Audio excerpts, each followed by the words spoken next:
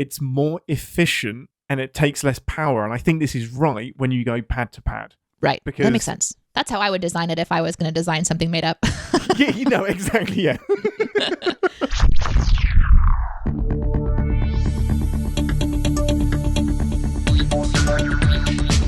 Captain Spot, stardate 610623.1. Welcome aboard the Starship's Enterprise, and thank you for joining us as we take a brief shore leave from the world of CinemaSins to explore the universe of Star Trek. I'm your Captain Ian Whittington, and with me, as always, it's rumoured that she caused the walls to fall at Tanagra. It's Ambassador Deneé! Any idea what that's referencing? Yes, but I'm trying to remember if I know any of the other words for that. Yep. They're in there somewhere, but it's a jumbly mess at the moment. Mm-hmm. I mean, I could say at the moment and then let everyone assume that at times it's just perfectly clear thinking up there, but I think we all know it's pretty jumbly most of the time. I believe in you. You can pull them out. I don't think I can. There's a person that's referenced. This is the people. Mm-hmm. This is the group of people that speak in metaphors. Yes, it is. Yeah. So it's like Iris when she pooped in the toilet the first time. Yes, and that would be a moment of great joy and possible confusion. For another group of people that don't know those words, that'd be very confusing. Well, yeah, or for Iris might be confused because it's a strange thing to celebrate. No, it's not. No. Until you have wiped shit off of a person for a very, very long time, and then you no longer really have to, you don't really understand the true joy of when a child not only poops in the toilet, but also learns to wipe themselves. It's an odd thing to celebrate, but I feel like that'd be one of those weird metaphors that you would mention in a show like this, where like only certain people would really, really understand. Yes, here on Poop Trek. This is where we cover the important news of the week. It'd be Parenting Trek.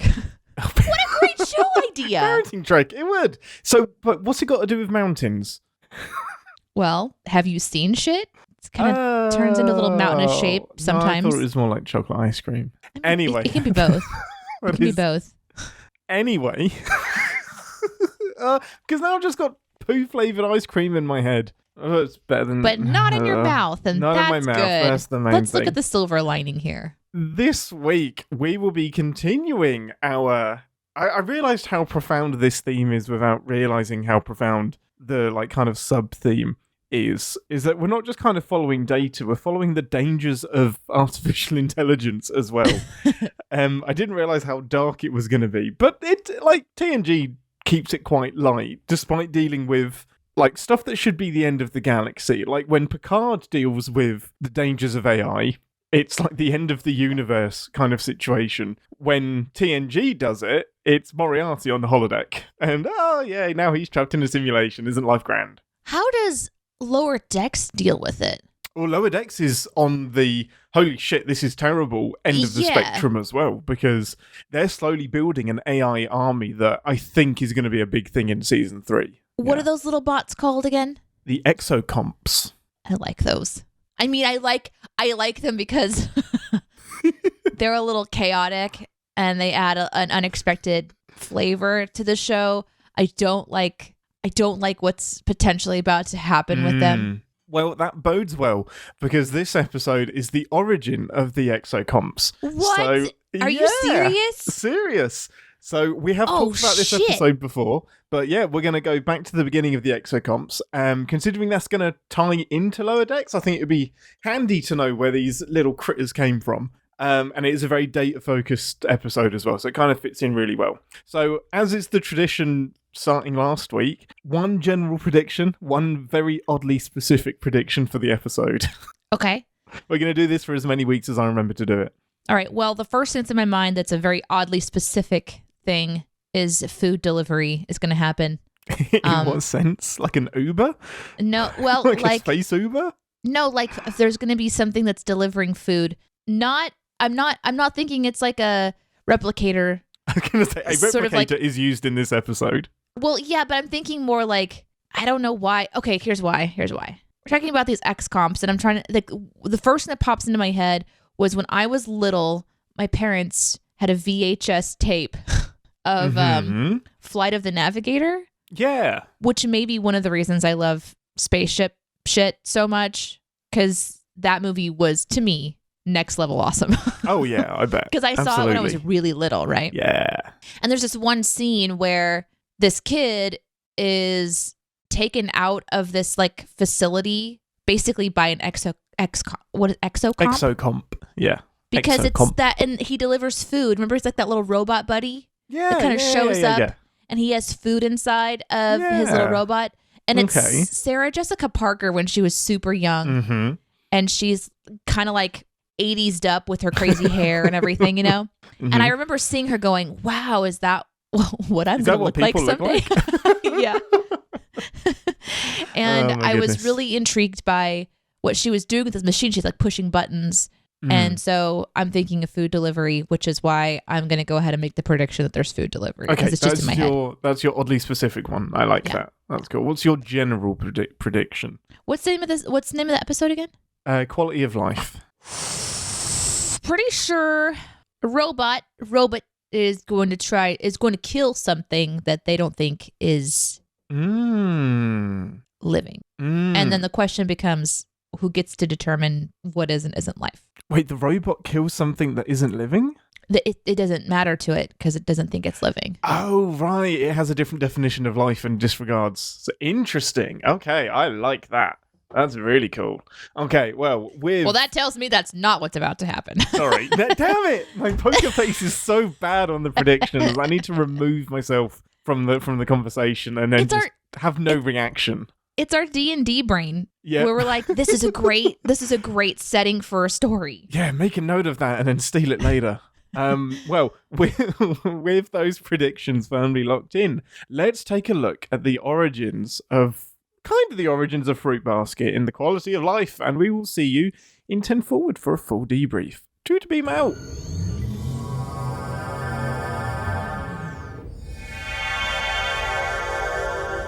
Welcome to 10 Forward, part of the show where we grab a drink from the replicator and share our immediate thoughts and feelings on the episode we just watched together. Most important question first. What is your beverage of choice?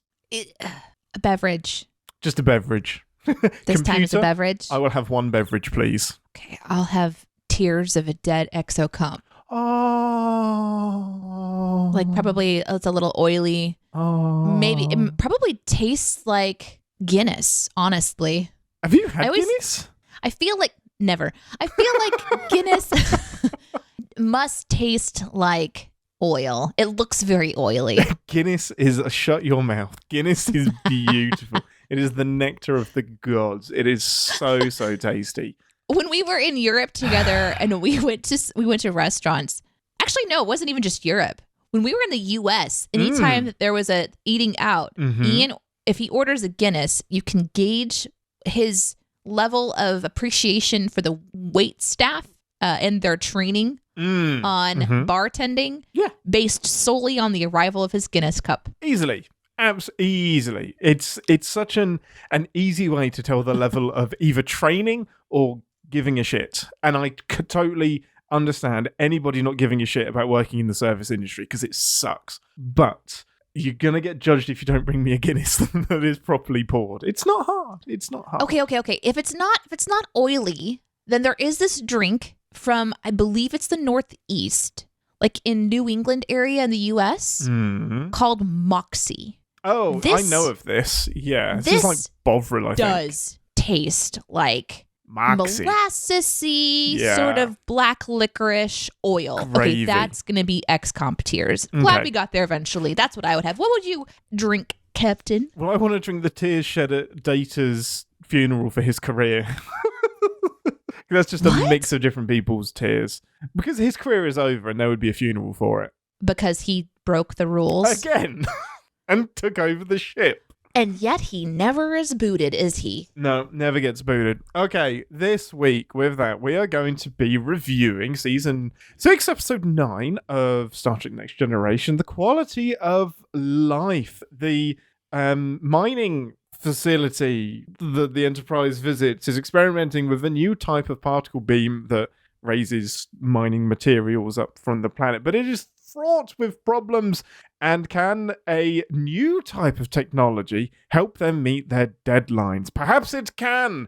but only if they prove that it is not alive, as Data seems to believe that these beings are sentient and should not be used as slave labor, and they especially should not be used to save his crewmate. Ambassador, general thoughts and feelings about this episode. Now, we're coming off the high of last week, where you have watched your all-time favorite TNG episode that we've watched live together, and jumping off of that, like, the only way is down after that. So I was a bit trepidatious because we have a much more thinky episode. But what did you think? How far will I fall? Indeed. First of all, no. I'll just say it. I didn't fall very far. I loved it. Yay! Yeah. I really enjoyed this one. But halfway through, I remembered that we've had conversations about it because of our chat with Lower Decks. Yes. So I remembered, we've talked about this one. So I kind of had some of the framework in my mind. But I still really enjoyed it, even though I knew some of the big brushstrokes of this episode. But I'm surprised you didn't mention anything about the beard, the importance of the beard in this episode. So the cold your intro, the cold opens can sometimes merge into different episodes. I totally there's no need for this one to be in this episode. Which had nothing to do with anything. Do with the story. No. There's no theme. There's no undercurrent. It's just Geordi has a beard. Yeah, what was confusing for me is it seemed like there was maybe an attempt to do some sassiness with Dr. Crusher, because she was a little bit sassy in this episode, and I'll when we get into the specifics of this one, I'll kind of point out the moments when I felt like she was sassy. But yeah, in this one, she somehow convinces every male at the table to shave their beards if she wins at poker, which, to be fair, she convinces Riker and Geordi. That's true. Worf is like, no. The cut to his face when Geordi agrees and his face just sinks. He's like, no, I don't agree to this. He just gets swept along. Poor buddy. But I will say, this is really weird. When I sat down to record, I hit record and then I connected with you. We watched the episode. I actually mentioned your beard completely out of the blue.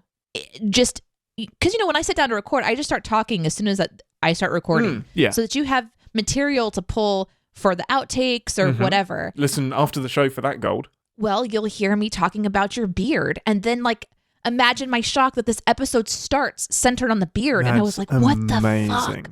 I should have predicted the beard. That should have been your very oddly specific prediction, is that there would have been a conversation about beards. It would have blown my fucking mind. I would have lost it. Nobody believes when this stuff happened. Yeah, no one would believe it. No, not at Anyway, all. I really enjoyed the episode. Good. I found it to be interesting and hit some really deep tones, and there was still some opportunity for humor. There was a lot of anger in this episode. This one really leaned into people being pissed. Yeah, which is kind of unique. What about you? How many times have you seen this episode? And do you still love it? Like it? What do you think? Yeah, I've seen this episode dozens and dozens of times. I think it's one that I come back to because I love the science in it. And I mean that from Data's point of view. I don't mean from what's her name? Dr. Farallon. She is a terrible scientist. But I love the experimenting that Data does. And he has a hypothesis, and then he keeps testing it and testing it and testing it and testing it and testing it. And a lot of science and experimenting is like an accidental discovery or tweaking the hypothesis or testing again and again and again and getting that information together. Now, unfortunately, he has 29 failures and then 1 success. So his parameters are a little bit squiffy. But I always loved going back to that as a kid and watching this episode. And just watching the Exocomps have so much character without saying a word is a really neat trick of this episode, and I love watching them. I joked while we were watching the show, I would have a series of them being the A-team and just going in and solving problems. Like no script, no nothing, just like wiggly ears and just flapping antennas. Yeah, just talking to each other, twitching about and communicating and then solving problems. I think it would get old, but I always came back because I loved them. I love the design of the robot. I love the idea that Data is battling with what does it mean to be alive, and he's often fighting for his own place in the universe. To see him fight for someone else's, those episodes always get me. I love this one because we often see Data fighting for his crewmates, but not a potential new life form that's so similar to his own. And there was this really interesting moment when he was arguing with Riker. Well, I shouldn't say arguing. When Riker was screaming because he was mad. Right. Rightfully so, because Data locked him out of out of the beaming system. What's it called? Transporter system? Yeah. Transporter system. And Riker's like, you are going to be in big trouble. And Data's super calm. And he's like, yeah, I know that. I already calculated that. And here's why, blah, blah, blah. There's this moment where, and this is one of the things I really love about this episode, the exploration of why, like you're talking about. He's run these scientific experiments. He's confident that there's something to pay attention to. And one of the things he says is that as humans, I watch you guys make decisions based on belief or instinct. And I don't relate to that because I don't have that, but I do have mechanical insight. And so he's seeing a pattern in the mechanical behavior of these robots that were created and are making intellectual decisions that preserve their life, which is one of the things that kind of kicks off the intensity of this particular episode. And he's like, this is something to pay attention to. And here's why. I think I understand that there's a system that they're doing that tells me that there's intelligence here in a way that's unexpected. And I like that he pushed the boundaries of that. And I really loved how this episode ends with the conversation with Picard, where Data goes into that uncomfortable moment of basically saying, I almost sacrificed you, Picard. And Picard's like, that's the most human thing you've done so far. It's just like, oh my God. This one's surprisingly emotional to me in some ways. It really is. And one of the things I love is how characters stay in their lanes. So we're at season 6, and I think if you'd have had this episode during season 2, a lot of the people could have been moved around. So maybe Riker would have been the more sympathetic one, Picard would have been more stern. But at this point, like, Riker is doing exactly what I expect Riker to do. He is offended, he's pissed off, he's like, cool, scientific discovery, well done. More importantly, we need to get Geordi and Picard out of there. Yeah. And Picard is the moral high ground, and he's like, cool, no, perfectly fine with us dying in that case because you did the right thing. I love how comfortable everyone is in season 6. I love it. They also, like, the writers went into the definition of life. I really enjoyed the conversation that so Data is like seeking answers both with scientific experimentation and intellectual conversation. So he is this sort of curious being attempting to not only find his place in the world, but also solve a really important time-constrained problem to protect potential life. Yeah. And when he's talking to Dr. Crusher, she gives her version of what life is. And this really beautiful conversation happens with about fire. He's like, I love this. Data says, what is the definition of life? And she says, life is what enables plants and animals to consume food for energy, grow, adapt, and reproduce. She said it way cooler. And he responds, like fire? And I was just like, what? Oh, shit. Yeah, mind blown.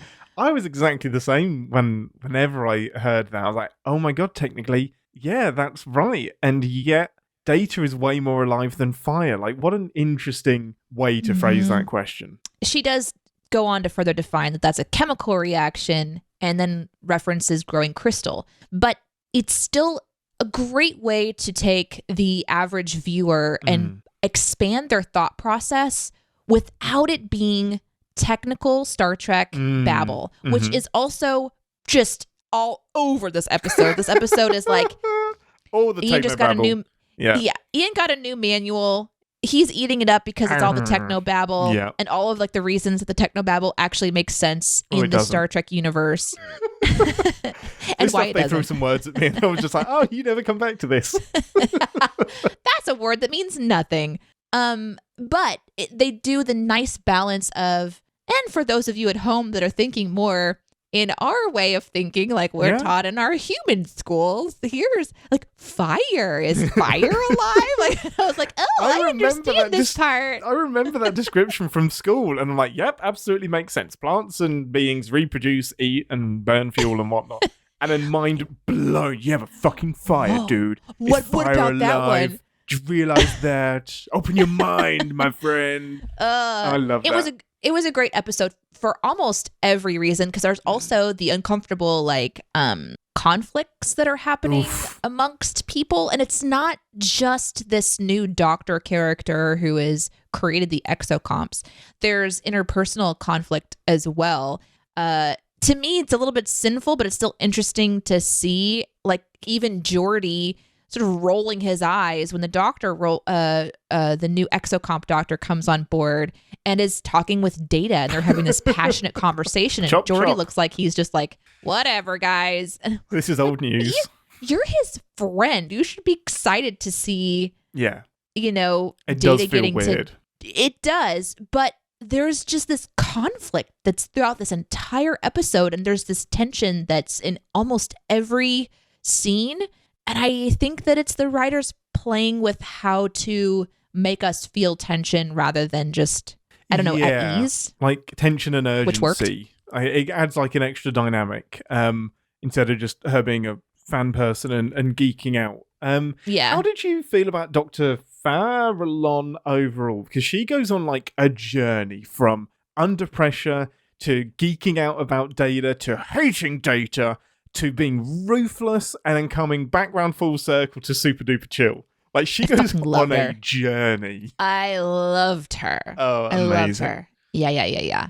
I always enjoy seeing interesting prosthetics. There's a lot of prosthetics that are on forehead because there's a lot of space there to play with. And it's a nice flat surface as well on the bridge of the nose. Yeah. And I've said this before, I don't mean to be repetitive, but there is something about a strong female that's unapologetic that they stand out. And I think if I had seen this episode when I was younger, I might have been thinking the baseline reactions of, oh, she's mean, I don't like her. But now that I'm older and a career woman, there is just such a relief that I feel when there is an example of an unapologetically strong individual. In fact, she's very much like Riker. So if you're comfortable with Riker being very bold and in your face and confident and direct, but you're not comfortable with her, I would ask you what the difference is. And maybe there isn't really a difference. Maybe there is. We could talk about it. But I really enjoyed her. She made me uncomfortable. She made me frustrated. She made me excited. And I related to her. And so I really, really enjoyed that character, especially because at the end, even there's this moment when she snaps off, I think, at Geordi. And then apologizes. Immediately, she apologizes. I've done that so many times with you guys that I work with because I am incredibly passionate and direct. So quickly. I was like, why not? It's true. It's true.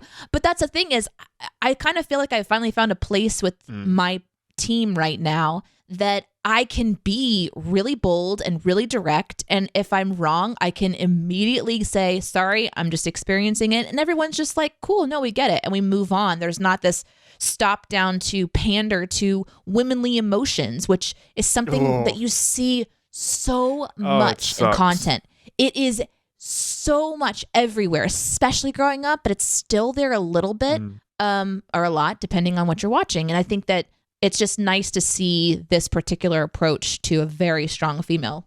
So, I liked it a lot. Yeah, I love her determination. You can't help but feel sorry for her because we've all worked on those projects that are just mined from the outset. Before you even conceive them, they are doomed to have every single roadblock conceivable. And she just can't catch a break. And it sucks because the Exocomp, she can't predict that. And that's another roadblock. And it's she can't help but be painted as the bad guy because she has to push her project, she has to meet her deadlines, and now this very justifiable problem is in her way. And who do you get mad at? You get mad at the person that found the problem, even though it's not their fault. You've got to put that anger somewhere. So I was always super duper sympathetic towards her. I was too. The only thing that always stood out at me, and when I said she's a bad scientist earlier, it's this one line that says that when she's talking to Geordi and she says, I will do whatever it takes to prove that this experiment works. I was like, that's not how experiments work. That's not science. If the the particle beam doesn't work, it doesn't work. No amount of determination is going to prevent that. If it's fundamentally flawed and it doesn't work, it doesn't matter how hard you try or how many hours you put in, it ain't going to work. And scientists have to be open to that. And if you're so dogged and so blinded to this is going to work because I want it to work, it's unfair to everybody that's working on the project. It's unfair to other technology that isn't getting the same attention because it's lacking that one charismatic person at the top. So that's where that leadership thing is great, and it's really, really cool for getting shit done. But it's really, really bad at identifying whether that shit needs to be done. Yeah, a personality like hers, which was sort of touched on when she was talking with Geordi in 10 Forward. They're sitting at a table and he says something like, I bet you're the kind of person that gets what you want. Or if there was a tree, you would climb to the top. And she says, yeah, that's me. And he says, and I bet you never ran into any problems either. And she's like, no, I ran into problems all the time. I fall and break my bones. The difference, I just get up and keep going. Her personality seems to be that if she perceives a barrier, she just pushes through it, which is a type of a personality that's needed in a lot of cases. But it also needs someone to temper that a little. And this episode balanced her well with having authority, because she butted up against authority many times. And like you said, rightfully so, there's some parts of her personality that need to be worked on. But that type of a flawed character is nice to see too. She's not perfect, in that way. Yeah. And they really kind of went places. I don't know if they intended to. There's been many episodes of Star Trek so far that I've interpreted differently. Sex Scandal, for example. Yeah. Where... Okay, fair enough. Yeah. I was like, no, we just wanted to make a sex episode. That was all. Yeah. Sex Ghost. I love how I'm like, oh my God, they're really pushing against the boundaries of like abuse and all this. And you're like, no. I've read some interviews and that was definitely not their intention. Oh, man. This has happened when working on a CinemaSins script as well. Someone in the YouTube comments has said, man, that was really profound. And it harks back to like this essay or something that somebody wrote. And I was like, no, I was just making a dick joke. Sorry. I hate to undermine that you thought it was such a great idea. My bad. No, it's fine. It's fine. There's one little back and forth conversation that I love that's super, super simple, and it's something I always identify with TNG. And it's when we first get introduced to the Exocomps with her name will not stay in my head, Farallon. I keep thinking Faraday. Farallon? Dr. Farallon. And she goes to Picard and just asks for more time. And he's like, well, I'm going to need a good reason. And you're almost expecting this conflict and she's going to have to go behind their backs or something, but she states her case, has some evidence, and Picard says, sweet, yeah, we'll postpone for 2 days and this seems worth it. There is no conflict in that conversation. Like they say that writing and TV shows are all about conflict. That's just a conversation between adults that's respectful. It's nice. And it's nice. And it sounds so dumb to call it nice, but this is why I live in TNG, because I feel like it's the later seasons in particular where they still sprinkle conflict in is more realistic as to how life on a starship would actually be. Not utopia, but not depressing like Deep Space Nine as well. I just love that. It gives me fuel for like living on that ship. I love it. It also amplifies the importance of the experiment and talking about your reasoning and then it being something that's approved. So in that case, she gives her scientific reasoning and then it's approved. So it kind of gives validity to what Data is doing too. And they even go into that, like, you know what? Okay, if you think this, let's test your hypothesis. So it's a very scientific episode and it really supports that type of community. When Dr. Farallon shows up in the debriefing room, so Data has said, these are living creatures. We can't use them for this mining experiment any longer. And Dr. Farallon is looking at her work just being sunk down the tubes. And she's like, no, this isn't going to happen, guys. And she goes in fighting. She shows up at the table and she's like, we're not doing this. These are not living creatures. And they all kind of sit around and come to this conclusion that they need to re-experiment. And it's just like TNG is like watching very intelligent, at the top of their game professionals navigate the discomfort of disagreement and giving us a visual example and an example of how you can communicate well. Yeah. And I think that's maybe one of the reasons that I like it too, is yes, even though it's weird to say it's nice, it's just, it works. whether it's fantasy or not, I don't think it is, because I'm kind of experiencing that in my life now, where I get to have these kinds of conversations. As creative people at CinemaSins, we don't agree on every single script. We don't agree on every single sin. We have to come to the table sometimes, not even just in writing, but in general, with ideas or, you know, like planning things that we're excited about, or little miniature projects here and there. We have a lot of passionate creative people that come to the table and we don't all agree. So giving us examples of this as people, of how you can communicate at the top of your game, it's just it's a relief, honestly. Yeah. I love it. It feels realistic. It feels relatable. It doesn't feel contrived. I love it so much. It feels realistic now that I'm experiencing it. I think maybe earlier in life I'd be like, there's nothing like this, because I was in retail or something, you know? It's like, 100%. Working at Expedia, you know, in a call center, I'm like, this isn't real life. Nobody cares. Just do as you're told. No one gets a say. No one actually debates anything. It's just do as you're told. Yeah. Speaking of relief, one of my favorite moments of this episode is at the very beginning. Like we said, Dr. Crusher bets that if she wins, all beards are shaved. Worf doesn't agree to that, which is definitely something that we could talk about in the sin section briefly. He's not wearing his baldric. What? He isn't wearing his baldric. We'll talk about that in the sin section. Okay. It's okay. It's fine. And the moment that they're interrupted to come to the, like, for some kind of communication, they're all like, hey, come to the bridge. Or I don't even remember what they're called, but they're called away from the poker table. The relief on Worf's face was so funny to me, because he was just like, it's like he was waiting with bated breath for that moment where he is officially called away. Like, this is it. This could be whenever I'm saved. And then he was just like, yep, we're leaving now. I loved that part. That was really about funny. Having Worf there is that throughout all of TNG, he is the worst poker player.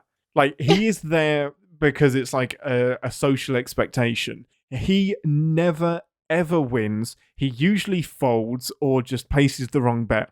So Geordi and Riker are making this bet, and he's like, I have no power in this situation. I can't agree. I can't disagree. I can't even play to win, because I know I'm terrible at this stupid fucking game, because I can't stab anyone. So like, he is so powerless, and it's a beautiful position to put Worf in. It is. It really is. Yeah. Anything else that we want to cover of things that we loved? I loved you've already mentioned it, but the Exocomp was so cute. I don't know why. Isn't it? It's the wiggly. It's round. I don't know why. It's got the little feet that it doesn't use because it hovers. So why does it need feet? And then it has like the little antenna and the little waggly. It might need little feet for some of its stuff, like if it's on the ground, you know. It's so expressionful, because when it's doing the experiment with data and it's figuring it out, when we first see it, it's at the panel, it's doing its zappy thing. When the timer runs out, it comes out, turns around, hovers a little bit, you can see it making a decision somehow, and then it goes back in. It's like, oh, this is some bullshit. I'm gonna go back in and carry on with my job. It's so great. I did have a question with the Exocomps. You were introduced, probably one of the few people to be maybe not one of the few, who knows, but one of the people that's introduced to the Exocomps through Lower Decks first, and Peanut Hamper. How cool was it to have like the animated version of Peanut Hamper in your mind, and then see the far more serious, real Exocomps of TNG in all their 90s glory? I am both. It was both like, this is cool, and oh no, because I know what happens with Peanut Hamper. Yeah, it gets really sordid. This it's not great. And it's like it's still a lingering TBD situation, because we haven't seen the resolution of what occurs with Peanut Hamper and the prison of Exocomps that we, you know, because we saw a lot of locked up Exocomps. And so it's kind of like, wait, oh where? my God, they're so cute. And then at the very end of the season, no, that's not. They're not all Exocomps. That's just an AI prison for general different types of AIs that have gone rogue. Because it's such a common theme in Star Trek. There's loads from the original series. They now have a facility where they're all locked away, so they aren't all Exocomps. Okay, all right. Well, in my imagination, that's what I thought that they were. I need to go back and probably watch that again, or just that scene of seeing kind of Exocomps. Because it was essentially just like cell upon cell upon cell in like a circular all different ring, computers, not all just all these different computers. Yeah. I bet Moriarty's in there. I hope so. I bet he is. Wouldn't that be fucking cool? It would be fucking awesome. I bet that's where they store it. Probably not, since we now know spoiler alert is in an upcoming spoiler alert. Good. You did all the editing there for me. I love it. You're welcome. So were they like kind of how you expected them to look? Because Lower Decks has to simplify everything. Was it a bit distracting about how 90s and hovery they were? I had a feeling you would love them. So I saw it and immediately I was like, I want one. Yeah, why? So do I. But I immediately like a little, you know how you have your ships displayed? I sort of want to have like a little peanut hamper, but not peanut hamper. I want this Exocomp. Yes, you want you want a little Descocomp that will sit on your little desk. Descocomp.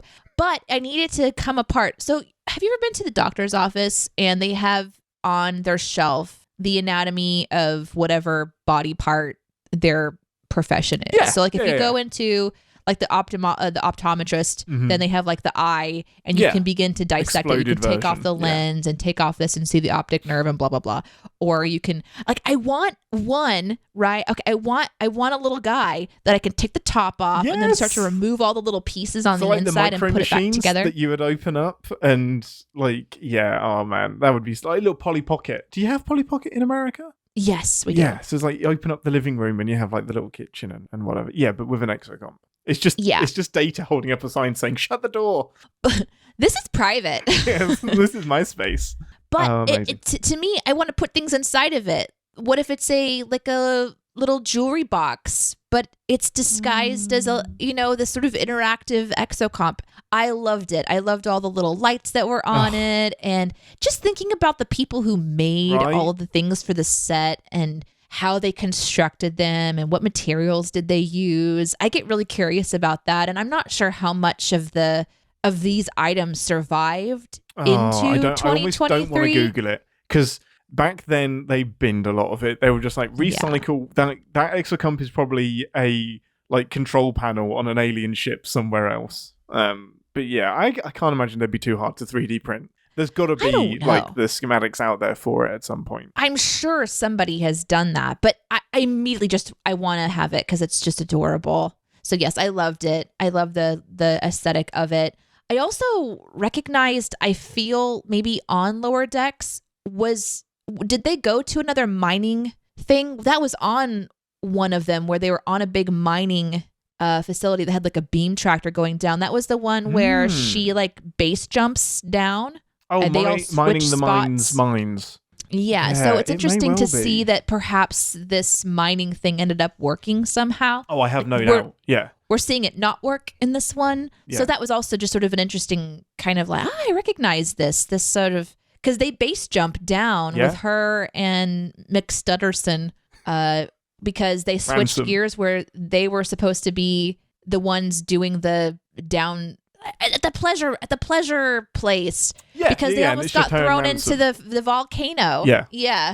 On that one, I'm pretty sure it was a mining establishment. You might be right. I mean, Lower Decks is great for orienting itself in the universe with stuff like that and picking up perhaps forgotten threads. So I'll have to rewatch that and have a look. But so it is fun because I'm watching TNG, but I'm recognizing things from from Lower Decks. That's not how it works.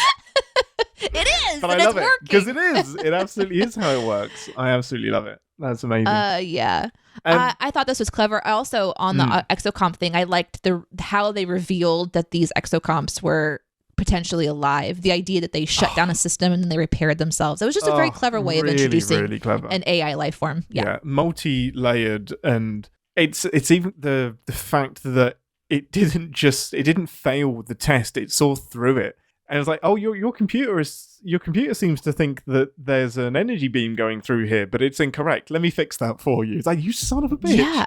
You saw my problem. Like, if it hadn't seen the problem, that might have been proof that it wasn't alive because it's just following input. So just amazing writing. Really clever. Because they're kind of asking us to expand our imagination as they haven't defined it for us in the episode, which is oftentimes what happens is they'll leave up the mystery and then they'll tell you, here's what's actually happening according to the writer's perspective. But they do this interesting thing in this episode where they're like, how powerful are the Excocomps? For example, when Data shuts down the ability for them to transport, to do the transporter beam. Oh, yes. Yeah. For a split second, I'm like, are these things powerful enough to take over the transporter beam? Shit. You know, yeah. And they kind of give us that moment of mystery where we're trying to figure out how these beings are or are not. So they can just interface really with clever the writing. Yeah. Really clever writing. Clever. Man, it's so fucked up the Data can do that. Anyway, that's in the Sins. One of my other thoughts was I wish that more episodes would tie other characters in the way that they tie Beverly in. So this doesn't feel forced. Like, Beverly's invested in this. Like, it makes sense that Data would go to Beverly about the definition of life, because he needs more information. If he's going to make an assessment as to whether the Exocomps are alive and whether he is alive, he needs a definition, and a biological definition is one way that he can go. So she's invested in what he's talking about. So the fact that she turns up at the experiment halfway through the episode as well, it's a great way to use her instead of lumping all of that onto Geordie or having Worf randomly there. It wouldn't make sense if Worf was there. And some episodes don't do this so well. Like, suddenly Deanna will show up because she has some knowledge of something that she definitely doesn't have any knowledge of. But no, I wish more episodes did with Beverly what they did in this one. I love her in this. Yes, I loved Beverly in this too. She was incredibly sassy. And I want to point out that she might not have the Riker lean, but she has the foot up in chair, elbow on knee lean going on. It's a casual. very power pose. Super casual. It's exposing. It's not the man spread. It's the woman spread. You know, the woman spread. Nice, nice. That's her office. She can spread it wherever she wants. She also fought Worf in this one. Okay, that didn't make any sense. Like, she is on fire this episode. It's one of my sins, but it doesn't make any sense. It's like they needed a reason for her to be in sickbay, and it's like, she's the fucking doctor. She should be in sickbay. Like, I don't know if they wanted a reason for her to be in a robe, and like she's super duper casual, but there is no reason for the beard conversation or for the Batlev conversation. Like, it's such a strange choice, but there we go. There's one other like little line that I liked, and it was Data. We kind of covered this, but it's Data wrestling with, at what point did I stop being a selection of metal and then start being alive? Like, it blows my mind when I think about it, because it's true. It's like, he was just a ton of pieces, and we're just like a ton of biological material, but somehow we're aware. And what we can do with that awareness is this.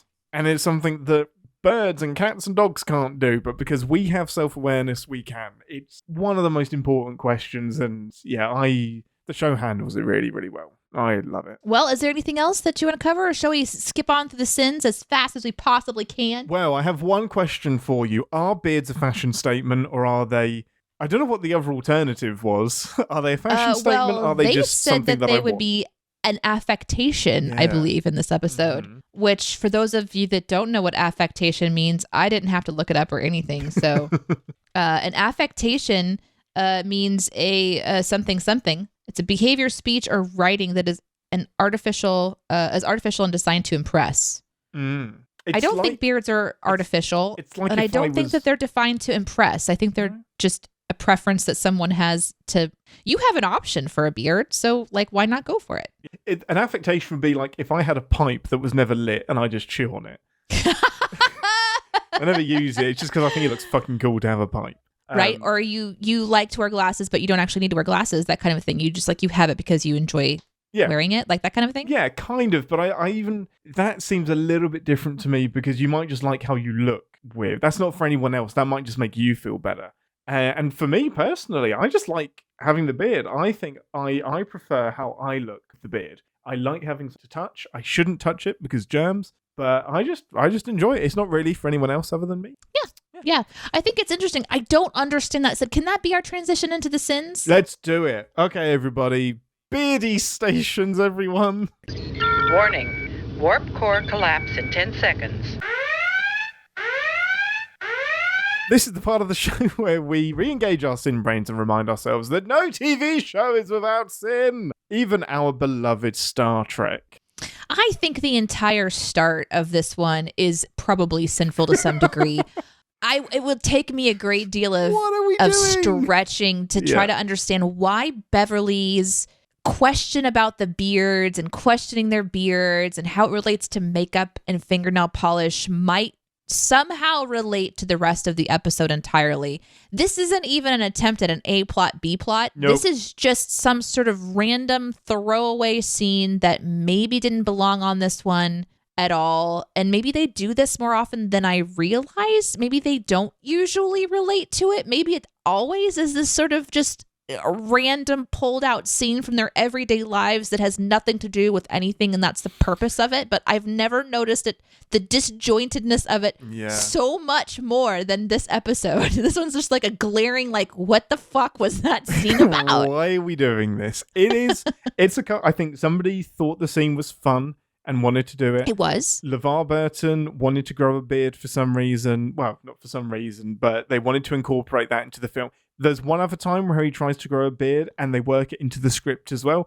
It's almost like people just couldn't change how they looked. Because this would go into syndication, you needed an explanation for why that person had a beard. So Riker got away with it because it's from season 2 onwards, right. All of it. It's just season 1. But Geordi having a beard in 2 episodes is like, oh, this is strange. Where are we? What are we doing? Like, I always think about that. Now, maybe it's a tap into humanity and because we're sentient and self-aware, the things we worry about are whether we have a beard or not. Whereas the Exocomps, the stuff they're worrying about is, are they life? And it's an evolution to the very start of life to where we are now at our most advanced No. I think you're right. Geordi has a beard. People are wondering why. Yeah, but this is the weird thing to me. Why do we care? Why does Beverly saying, I have a suspicion, I've been suspicious of men with beards? Yeah. Like, well, that makes no sense at all. And then she hears about how, like, for Klingons, it's like this ancient, proud tradition, strength thing. And she's like, well, I can't do it. So does that mean I'm not strong? And I'm just like, what the absolute fuck? Why is she so cheeky?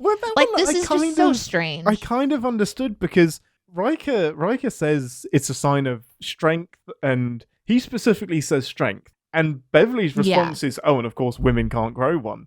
As it's another way of the patriarchy kind of dominating women. Like, hey, I am man because I grow a beard. But it's an interesting conversation. Well, we already mentioned it too, just real briefly. Another sin. We don't have to talk about it, but the other sin is that Worf didn't have a chance to say no. I don't want to shave my beard. It's like, no, I'm so not, stupid. Not in this bit. And it always bugged me, the brunette thing. Riker being like, oh, I've always wanted to see you as a brunette. I was like, fuck you, dude. Like, stop being such a horn dog. Like, I don't know if that was meant to be horny, but it definitely feels horny. I have a pretty fundamental question. I want to know how many Exocomps have been murdered. Because a lot. When they first discover the extra circuitry, she's like, yeah, this happens. Sometimes they grow extra pathways. I wipe them. Like, she has murdered so many of these little buddies. And is that going to like weigh on her conscience? Like, they weren't malfunctioning. They were evolving. And you just wiped them off the planet. Like, that's a thing that is never addressed. Yep. Very sinful. I love it. I would say there's this moment between Dr.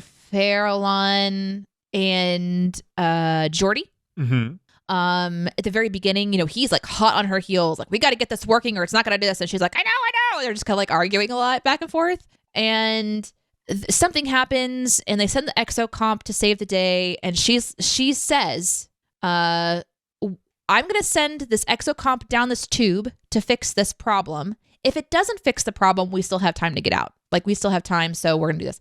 Then he says to her, after it goes down the tube, he sends his information to the Enterprise. Yep, we're doing something here. And then he says to Dr. Farallon, if this thing doesn't work soon, we'll have to shut it down, all right? And I'm just like, she just said that. She fucking just said that. How many times in my fucking life am I going to watch a woman, sorry, I'm going to take it a little bit more of a sexist thing, to watch a fucking woman have a plan and then nobody listens to it and then it comes out of the mouth of another fucking person and then everyone's like, oh, that's a great idea. Okay, I'm having personal flashbacks. This happens to me all the time. And it's just like, I've learned over time, whether you believe it or not, based on my passion, to let it go, but it still builds up. And it still just like packs in there. And then you see it happening on TV and you're just like, fuck you, Geordi. And I'm like, oh my God, I just said fuck you, Geordi in my soul. And I love Geordi, but fuck you, Geordi. She just said that. Sorry, that was my sin. No, I get it. Geordi's very forceful in this episode. Like, I get that he's there and she's a feisty character that he always has to temper. But it's like, it's not your job to temper that. But he is also doing his job. He said the exact same thing. There's no reason he should say, confirmed, doctor. Great fucking plan. Let's goddamn go. Yep, that's what he should say. You're right. Geordi's a bastard. He should not be on the show. While we're on that kind of area of the episode, nowhere near as profound, but we have a classic explosion on a metal room here that creates rocks and rubble. Like, there is just a ton of rocks that get fired out of that tube. It's like, where the fuck are the rocks coming from? This happens so much on the bridge of the Enterprise. It's like, yes, dirt and rubble. It would be metal. It would be metal. Possibly a chemical reaction of fire and crystals. Exactly. Just for possibly Geordi has been pushed in front of the explosion for repeating something that's already been said by an equally capable officer. Yes. I would sin the moment where Data has said, I think these exocomps are alive. They go to recreate this experiment. They send the exocomp down the tube within this framework that they've, decided that they're going to put it in danger and see if it shuts down. But they give Dr. Farallon the ability to program it. And I just feel like she has shown enough of her own... She has her own issues, biases, thank you, that somebody else should probably be pushing the buttons on the exocomp just to make sure that there's a completely neutral party that doesn't have any, like you said, biases about the outcome of this. Mm-hmm. She's very clearly at this point been like, these are robots. They don't mean anything. So why are we giving her any amount of power in this experiment? I think that's a sin. Yep, totally agree. It should have been somebody impartial. It definitely should have been Data. Like, you can trust Data to... It's in his best interest for the exocomps to be honest in this situation. So yeah, totally agree with that. This is a really, really nitpicky one that I don't know if it would make it into the script were we to write a script on this. But in the lab, the mining facility, there's this huge perspex screen. And we see it in the shot quite a lot. Geordi will walk past it. The Doctor will walk past it. That screen has the schematic of the Enterprises or the Galaxy class warp core on it. And the reason I know that is because it's used in a different episode where they're trying to work out. They basically have to pull apart the Enterprise to work out how they can get it through this meteor field without setting off a load of explosions. And he gets all over this schematic to work out how the warp core can be reconfigured. And I'm like, you just moved that prop and used it on this station. Now, yes, this station might have a warp core to power it, but it fucking doesn't, does it? You just reuse the prop, and there's no reason for a warp core schematic to be on there. They didn't even change it. So yeah, maybe that's their inspiration. Yeah. This one also might not be a sin. I'd have to ask you for your expertise. Ian Captain. When the mining station is faulty and starting to fail not the first time, but the second time. And it's so bad that they're going to have to abandon ship, essentially, or abandon station. Instructions are given to assemble on the transporter pad. And my question is, but I thought we don't need to do that. Is it that the transporter pad amplifies transportation and so it's easier to go to the pad? Because I've seen them beam everywhere. So why do they have to go to the pad? I'm just curious. Is that a sin? I hate it when this question comes up because I can never answer it. Oh, okay.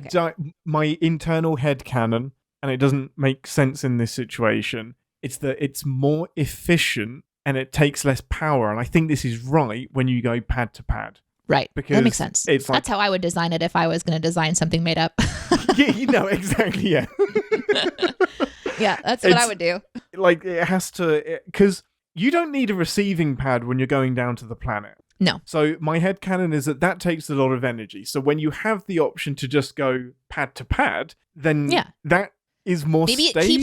It keeps your form a little bit longer. No, but maybe? I don't want that to be an option. I don't want that to be in question. I don't want my form to ever be in question. I want that to be solid. But I'm guessing it takes more energy to not do it on a pad because it's like emergency transport to the bridge. So we would have to frame that sin very carefully because we lack some specific knowledge, but I think it's a sin. But the way I would go is that this is a fucking emergency. Beam them out. So maybe because of the ion displacement bullshit they can't. But then at the end of the episode, Picard and Geordi just get beamed out. They don't go to the pad. They do.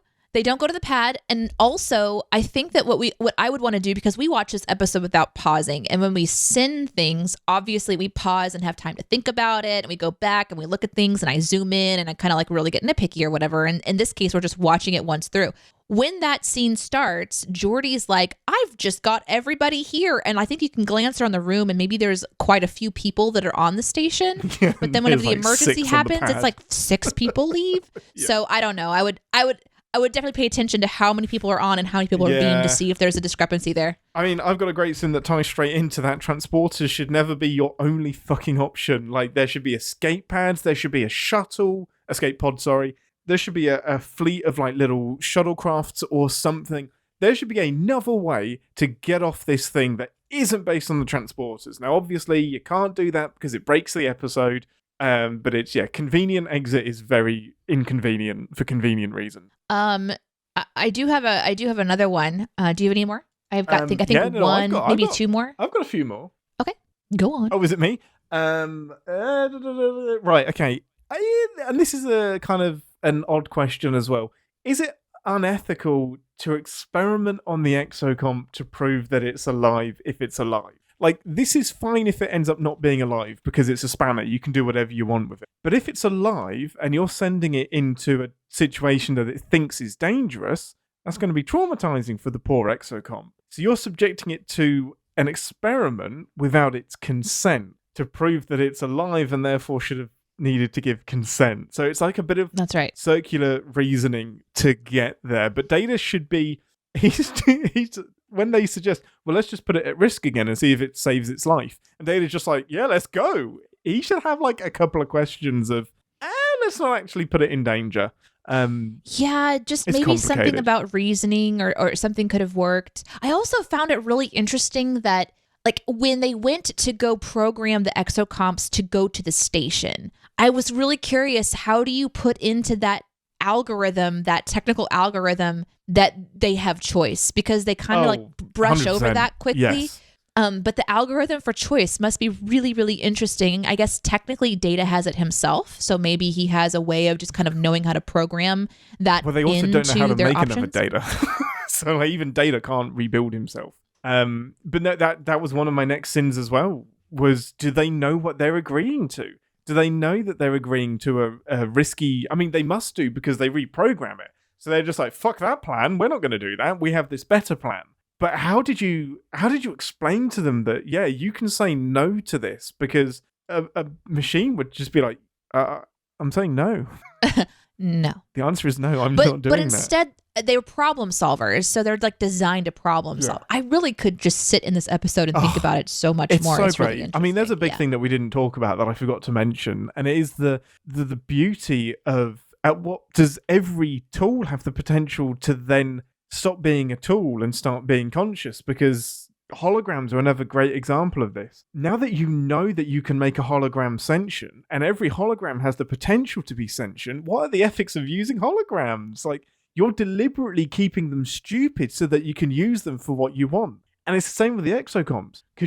Would it be ethical to prevent them from evolving, to keep them as tools? When left to their own devices, they would evolve. Like, and they where are do you draw evolving the line? like It's crazy fast. It's no They showed wonder. us the schematics of it. It's like 600 times they're developing their own stuff. It's like, well, maybe let them be. Okay, so we have a few that are alive. Let's not keep doing that. It's wild how we keep accidentally creating AI in Star Trek as well. It happens statistically an unlikely amount of time. One of the sins I would absolutely be confident in, I'm not actually confident in anything that I say on the show, by the way. Nope. There's this moment where Picard and Geordi are dramatically trapped on the station, and it's going to be flooded with the stuff that's going to kill them, and they're trying to come up with solutions, and Data's essentially saying, we've got about 22 minutes, and they're going through their options. Nope. And somebody throws out, I think it's Dr. Farallon throws out, can we send a shuttle? No. Someone else says, can we send a shuttle? And she says, it wouldn't get there in time. But I just learned last episode that they're warp capable, so fuck you. They could get there in time, and also, why wouldn't the ship be able to get anywhere in time? The Enterprise can get there in time. It's right. You can look out the fucking window. That's a dumb one. It's there. Yeah, that is why. That's not even addressing why they didn't use shuttles to evacuate people. Like, this thing has been twitchy as fuck. All of the shuttles should have been, like, just on demand, just waiting there. Yeah, no, totally agree. Sometimes they just yada yada things and we'll just, it's fine, but that one was really angry. That one's like, the only thing we can do is end this episode where the Exocomps save the day on their own to bring about. And you know moral what? dimension. I'm fine with that, but just don't mention shuttles at all. Don't tell me that they're there and not an option when I know that they are an option because I learned it last time on this very show. The Type 2 shuttles are warp capable. Yeah, so we've got Data being needlessly dramatic because he's in a TV show on 2 different occasions here. So when he's convinced that the Exocomps are alive and it's solved his experiment, he goes straight to the mining thing, goes straight to Geordi and the Doctor and says, I cannot allow you to use the Exocomps anymore. They are alive. We must stop. Dun, it is dun, dun. so... Yeah, exactly. Roll credits, get to the commercials, zoom in on Data. It's so unprofessional. It's like, pull her to one side, talk to Picard first, talk to Geordi first. Don't just swan in there and be like, stop in the name of life. It's so over the top. This is his first time to feel parental, okay? It's not, but... That's not. No, it's not. He's got a cat. It's so dramatic and like, I'm not surprised there's conflict and she's pissed off because he just swoops in with the meaning of life and says, fuck you, I'm taking your tools. Mm-hmm. There's other ways to approach that. And the second time is it's when he takes over the transporters. Because considering they're on a fucking time limit here, Riker and Worf are fumbling over the control panels and just like, the transporters are offline, what's going on here? Data buries the lead so hard and lets them fumble about and then waits for the camera to zoom in and says, that would not be necessary, sir. I have locked out the transporters. Like, as soon as he does it, he should tell them so that they can get on with it because the clock is ticking here. He should say, Commander, no bells, no whistles. I'm sorry. You're not going to do this. Here's why I've locked you out. It's like, I don't know. Maybe he was still running Maybe he was running his own personal diagnostic for the pros and cons. Yeah, took a moment. May well be. But other than that, Data surviving this is the other biggest one. His career should be in shambles. He still disobeyed a direct order. He still is in big fucking doo-doo for this. But we'll forget about that and move on. That'd be the sin. Data's in big fucking doo-doo. And yet he isn't. I think the only thing that I have one sin, but I think I'm going to use it for my quote for the end of the show. So I'm going to... Okay. So, because I think that it's wrong. But and you think I won't correct your end of episode quote? It could. I have two. Okay, so you have a backup? So nice. Yeah, I have a backup. And then if it doesn't, if my potentially sinful quote ends up working, then I'll tell you my other quote in the outtakes after the show. Amazing. Okay. Well, thank you for listening, everybody. Next week, your homework. We are still continuing our Data character study with one of the best TNG episodes. One of the absolute classics, The Measure of a Man. This is a huge seminal episode of not just TNG, of pop culture as well. It's so cool. It's an excellent episode. Cannot wait to watch it with the Ambassador. It'll be a similar type of discussion to what we had this week as well. Maybe I should have done this one first, but I don't care. It's my ship, and I'll set whatever course I fucking want. But yeah, next week's episode is The Measure of a Man. With that, thank you for listening, everybody. My beard is hiding nothing but a chin. And there is a big difference between you and a virus, but both are alive. I don't know if that's true. Viruses aren't alive, technically. All right. Well, then I have another one ready to go. My favorite quote, I think, one of my favorite quotes was, the struggle for the answer is important. It helps us to define our place in the universe for me. Fuck yeah, it does. And live long and Podsper. Thanks for listening. Want to connect with the show? Our hailing frequencies are always open through captainspod@cinemasins.com. Like, comment, and subscribe on your podcast player of choice, and be sure to visit cinemasins.com. Let's all take a moment and think of a time that you have smelled a disgusting carpet in your life. And for those in England, don't take that the rude way. It is not that kind of show. It is that kind of show. Sticky carpet is a lot worse. I'm literally okay. So I've stayed at houses where they still had shag carpet, and when I have a memory. I don't remember what house I was in. I think I was probably around 8 or 9 years old, and I was at a friend's house, like a stayover or sleepover or something. And when you're doing a sleepover, I mean, you're supposed to bring like a backpack and your little sleeping bag and or have a place to sleep. And I just remember at this one occasion, my location for sleeping at the sleepover was like right up against the sofa on the floor. And for whatever reason, I could smell the carpet, and it was like a really plushy shag carpet. Mm-hmm. And I just remember looking underneath the couch, and I could see stuff under the couch. Oh, and I remember reaching out and just like... No, you didn't. You didn't. There's no need to do that. I was a kid. There's no need. You should have been raised better. There's no need to do that. Along that same line of carpet conversation, this one came from Michael. I don't walk barefoot in other people's houses. It's smart. We should do a poll. Do you walk barefoot in other people's houses? I'll get on that poll. All right, I'll make the poll. Now, for anybody new poll. Anybody new, Deneé's polls don't usually go as you expect. You might be expecting a yes or no to this poll. I can almost guarantee that neither of those things will be available answers to you. So just take these polls for as they are intended. They are factual information gathering vessels.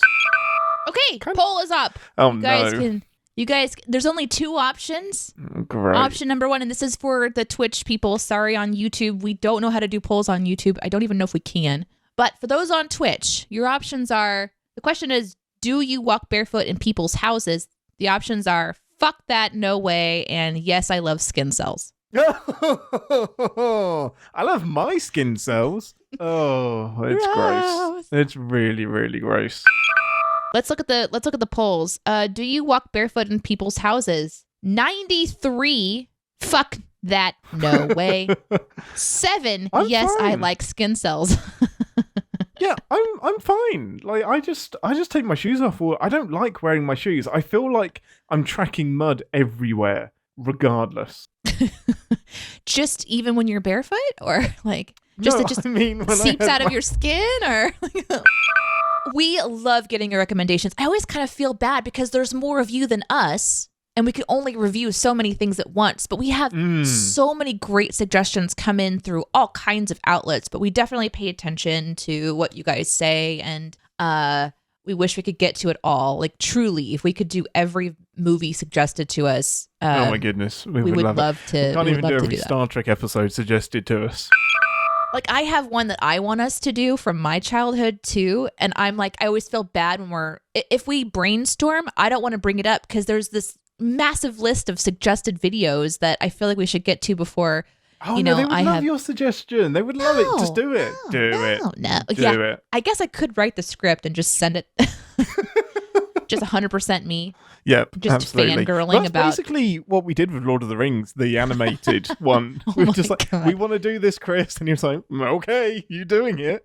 God, that movie. Why did we do that?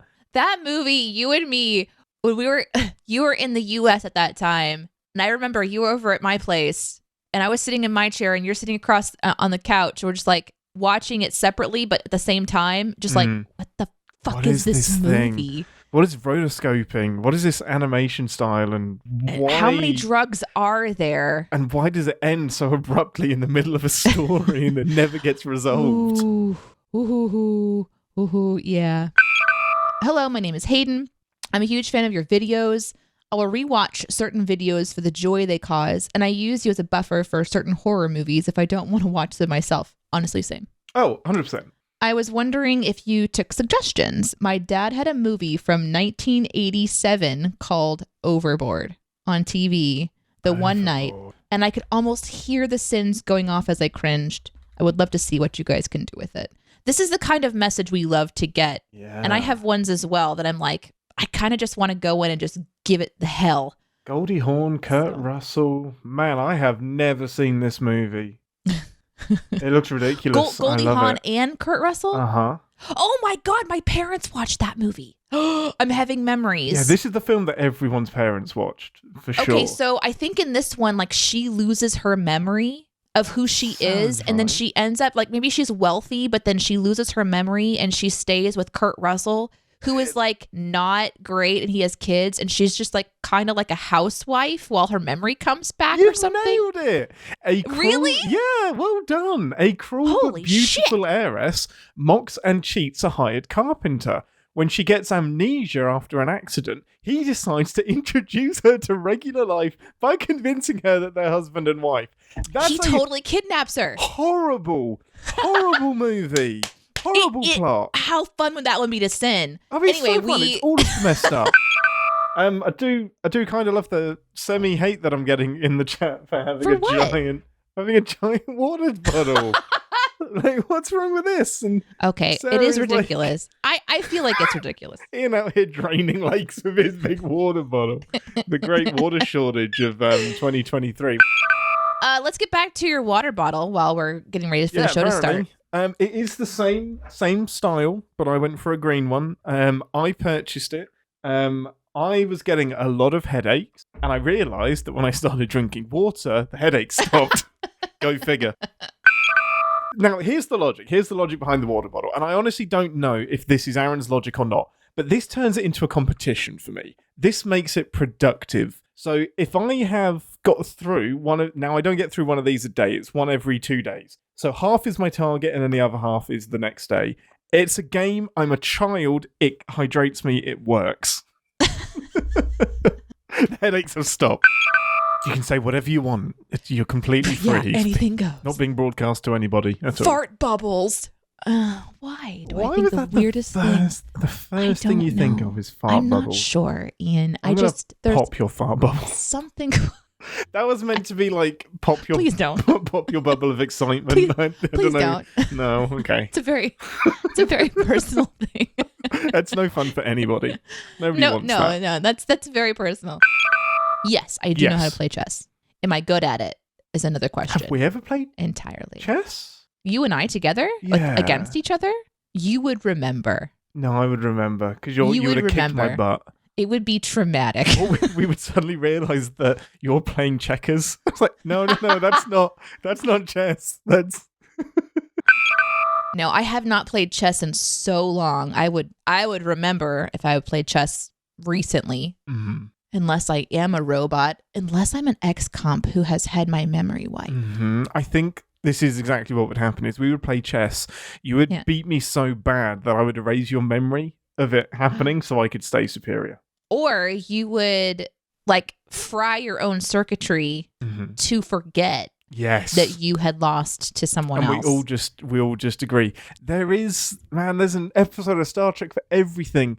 Like, so in Voyager, the holographic doctor realizes that there's a crew member that he's never heard of that appears in like a photo or something and he has memories of, and they've deleted her from his memory because she and Harry Kim were in an accident. They had identical injuries and he could only save one of them and he chose Harry Kim, and it broke his programming because he basically chose his friend over the other officer that he didn't know as well, and he's like, I shouldn't be allowed to do that, that's really fucked up, and they had to erase the entire thing from his program in order for him to still function. It's so messed up. We should not have AI. We should not be creating life.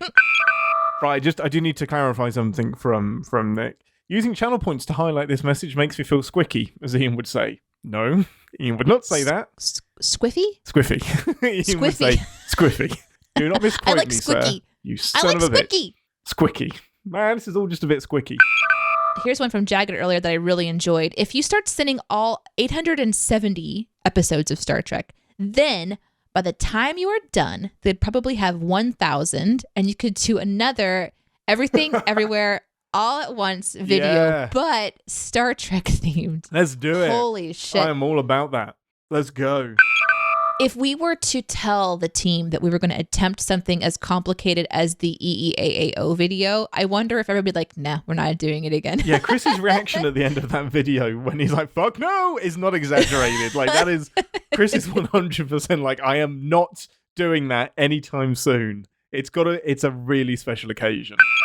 Knife Fight Elmo says the segment on the show should be wardrobe. Have become in tune with that watching this. It basically did become a segment on Picard, didn't it? Like, just we would set aside some time to just orgasm over everybody's uniform. Oh my God, I love the clothing so much. In fact, I have a note here because we're doing something I can't tell you about just yet, but we're doing something where I, for a reason, need to choose a Star Trek uniform, and I was very carefully looking. As a Exocomp. I was, yeah. I just show up with, oh my God! Deneé the Exocomp. Josh says it's a kind of common theme in Star Trek. There are certainly parallels between this episode and many others, and the android storyline in the first season of Picard. Thinking mostly of the ones that go wonky, and it leads them all being banned from Earth. And isn't that what led Picard leaving Starfleet? I could be wrong about that. I think Picard left Starfleet because of the Romulan situation, if I remember correctly, but it did involve AI. Yeah, after there was basically a bunch of really simple androids attacked the Mars shipyards, and that destroyed the fleet that was going to be used to rescue the Romulans. And then Starfleet said, well, we tried, and then rubbed their hands of it and said, we're not going to help the Romulans anymore. And Picard said, well, if you don't help the Romulans, I leave Starfleet. And they let him leave. And then that was compounded by the AI ban that followed. So he became super disillusioned on multiple fronts, all within like the space of a few months. Here's one that's completely unrelated to Star Trek from Michael, and that's totally fine because any question goes. We have time for just a couple more. I'm in the early showing of Megan. It's PG-13, so I'm curious on this. Where they go maybe, and it's all guys in the theater right now. Oh shit! That reminds me of when Aaron went to go see. I think it was like a kids movie. I can't remember what it was, but he was a movie critic for he still is. He's like an official movie critic for the news station, and they wanted him to review this particular movie, and it was like geared towards young girls, and he was the only male in the entire room, and he's like in his 40s or something, and he walks in, and all the mothers that are there with their daughters just turn and look at him like he's a fucking predator. Yeah. Poor guy. Does the Exocomp have the ability to create self-sealing stem bolts? Everything in the Star Trek universe has the ability to create self-sealing stem bolts. It was a running joke in Deep Space Nine. They would always stumble across these stem bolts and nobody knows what they do. Let's see. In Relics, Scotty says there's a pattern degradation, which means a percentage of you doesn't make it. So maybe the pad allows more of you to make it through. Yeah. You know, let's hope so. I don't want to know. I really don't want to know. The longer you're in there, the more bits of you decompose. And it's like, oh, for fuck's sake, why are we using these machines? You would think that there would be some kind of like an item that you would wear on your person that would let you know when you've beamed too much. You know, like little badge you've got stop. So many. I want to know how it detects that, so many. Because as soon as it detects it, that means it's too late. Well, through the experimentation phase that they did with Exocomps, they just put them through an experiment to see how long it took for someone to completely degrade. Sometimes data just locks you out of all of the systems when you're about to die. And sometimes you just have to adapt and get on with it. That's just what happens. That seems to be another recurring theme of what we're doing is data like making a choice to do something pretty insane, to be honest. Data making unilateral decisions that affect everybody. Everybody. Yeah. Like, I don't remember Geordi ever pulling this shit. I don't remember Geordi locking everyone out of the ship. Okay, but who has the ability to do that? Like, I don't... If Data does, anyone at his level or, like, above does. So Geordi does. Technically, Beverly does. Riker. So not many people, but it seems to be Data that does it a lot. Yeah, he's definitely OP. You're right about that. He's super OP. He would not be allowed in my D&D game. He would be nerfed so quick. He would be awarded to the group and then removed the next week. Yes, he was stolen in the night. You never see him again. Don't panic, don't panic, don't panic. It's not like you're 30 minutes late because you had work that you had to finish. The captain will be understanding. He's not a stressful captain. He's not waiting at the bay doors, tapping his foot with a stern look on his face. Of course, you can't really see his face. It's mostly beard.